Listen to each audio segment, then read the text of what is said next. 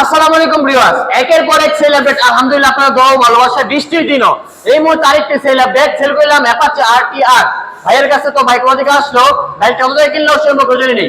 আসসালামু আলাইকুম, আপনার নাম কি? আমার নাম মোহাম্মদ রাজীব হোসেন। রাজীব হোসেন, বাসা কোথায়? বাসা হচ্ছে গাজীপুর সাইনবোর্ড। গাজীপুর সাইনবোর্ড। উনি আপনার কি হয়?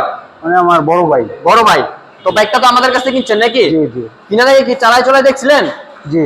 ভালো লাগছে নাকি? জি, সব দেখছি, ভালো লাগছে। বাইকের যাবতীয় কাগজপত্র বুঝা পেয়েছেন? জি, পাইছি। দেখি নাম্বার করা আছে নাকি না? জি, নাম্বার আছে।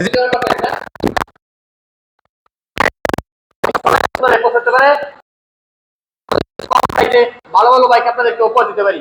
ভাই, বাইকটা কত টাকা কিনলেন?